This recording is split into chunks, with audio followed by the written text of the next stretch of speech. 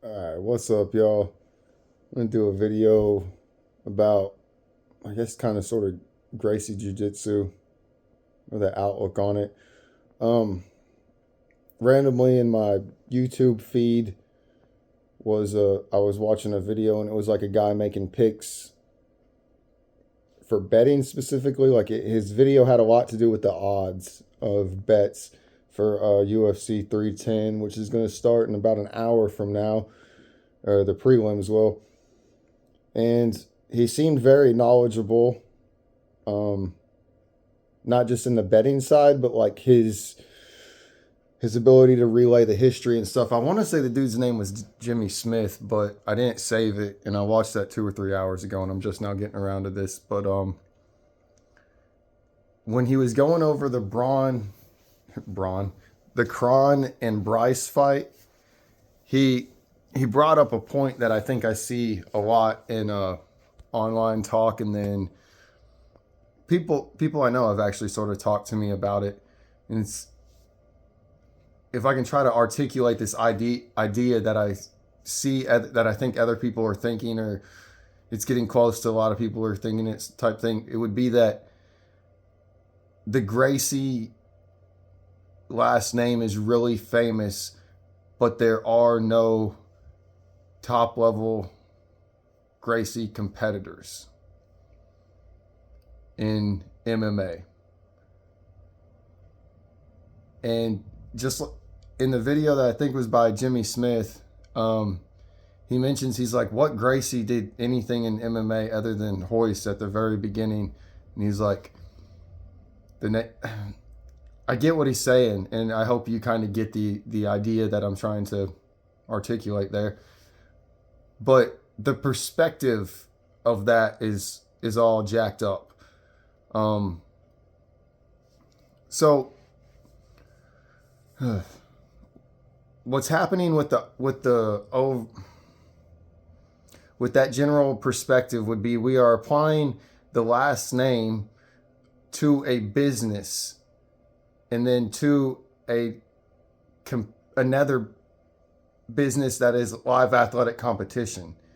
So Hoist went out and got the Gracie name super famous at UFC 1 and through the Gracie challenges that they were doing. It wasn't just Hoist doing that, but other people that they... Sorry, my phone had a pop-up. I thought it might have canceled my video. They were like putting them out in magazines and stuff, and it was like you could go down there, and if you could beat one of them, it was $50,000, something like that. And people would go and get beat up. But so Hoist becomes super popular himself because of UFC 1, though. UFC 1 was just an event that happened to fall in line with the outlook of the Gracie family. But MMA had not evolved into the sport that it is today. So some fundamental... I'm really having trouble expressing what I want to express with the name and the business. I'm going to try to go a different route. Something that was new to me whenever I first went to Gracie Jiu-Jitsu here in my city, when I started looking at the online curriculum and watching the videos, like before my first class, they were going over eye gouges and kicking people in the dick and stuff. And I was like, and I knew the guy that runs the business here. I had worked with him in MMA gyms, or trained with him in MMA gyms and jiu-jitsu places and stuff. So at my first practice, he pulls me to the side and lets me talk to him. And he's like, do you have any questions? What do you think? Blah, blah, blah. And I'm like, yeah, I mentioned I see the eye gouges and stuff. I was like, so what are you really teaching here? I was like, I guess my outlook on this is, I thought it was competitive jiu-jitsu. Not that it was a bad thing, that it wasn't. He then lets me know, he's like, dude, that's a good observation. He's like, we teach self-defense.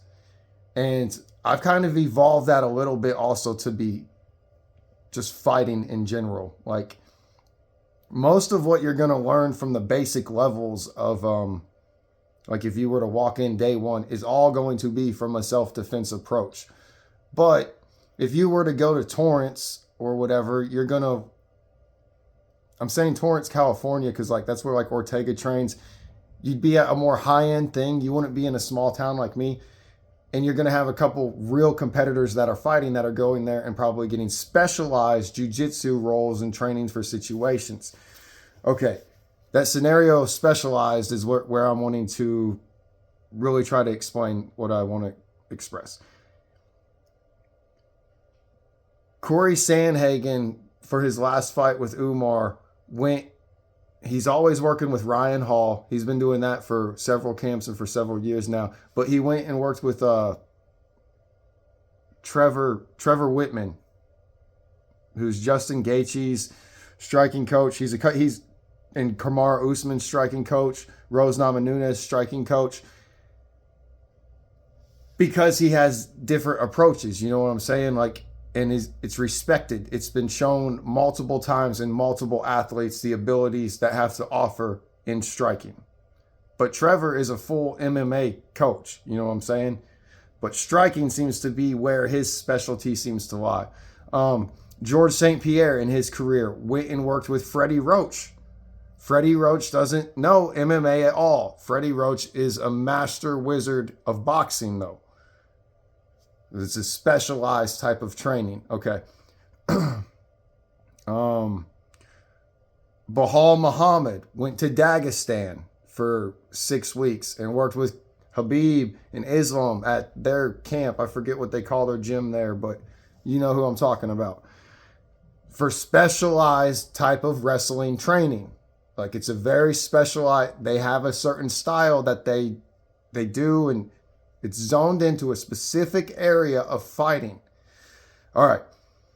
What the crowd fans are making the mistake of with Gracie, they are mistaking the name Gracie because of Hoist, as everyone needs to be a competitor like Hoist. When what Gracie Jiu-Jitsu really is, in the beauty of it, is the wide variety and availability of high-level jiu-jitsu coaches in different geographical locations. So, most MMA fighters, there are very few who are going to say that their home gym, the main MMA gym, is going to be a Gracie Jiu-Jitsu gym. But many fighters will go seek out specialized jiu-jitsu or better their jiu-jitsu, or their jiu-jitsu straight comes from a Gracie type gym. An MMA fighter isn't going to go, you'd have to be familiar with Gracie system. They're not going to go through the combatives.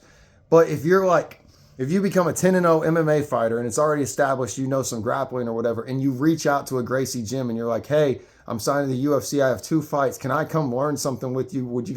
They're going to bring you in and you're going to do specialized training with them. Does that make sense?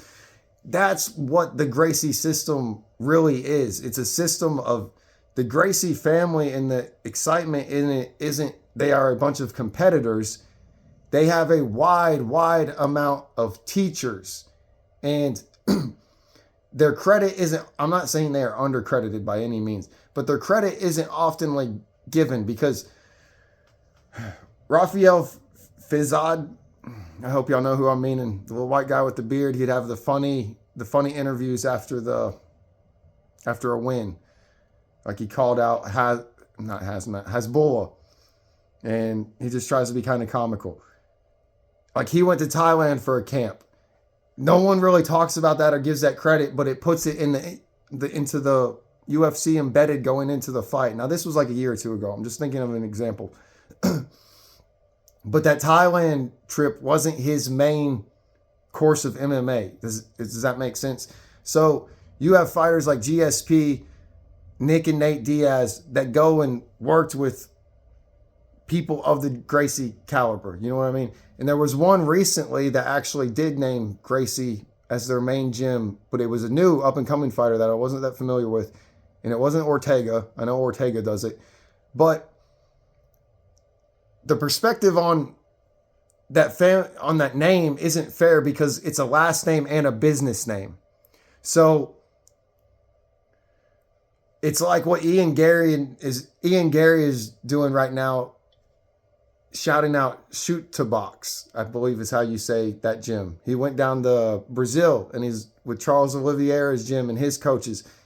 That's not his main gym. His main gym is something kill. I forget what it's called, but it's going and getting specialized training in specialized areas. There are so many individuals with the last name Gracie that can effectively teach. And there are also so many locations with the last name Gracie where teaching is going on.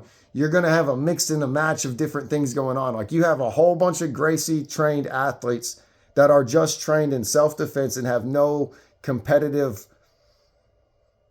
repertoire. I don't know what to say. They are never going to go seek out being an MMA fighter. So if they were to get in a street fight, they might not do good because that competitive nature isn't there at all. Does that make sense? So someone might perceive a bunch of these like high school students that are just learning anti-bullying type stuff as that's what Gracie Jiu-Jitsu is. Gracie Jiu-Jitsu is from the top to the bottom. It's where you are at when you seek it. But at the highest level of MMA, which is the UFC, you have to do more than just jiu-jitsu to succeed. Like, no one can only do jiu-jitsu and succeed. You have to have striking. You have to have clinch work. There's so many different aspects. You understand what I'm saying? I hope I got across my idea. So basically, I feel like a lot of people look at Gracie Jiu-Jitsu and they're like, that's not an effective gym. It's a specialized part. And they're also looking and hearing Gracie and they're like, oh, well, there's no Gracie fight. I understand Kron is fighting this weekend, but it's like in the past 30 years, there's only been Hoist and maybe one or two others. And it's like, that doesn't make sense. It's because they're not even training MMA. They do jiu-jitsu and self-defense for fighting.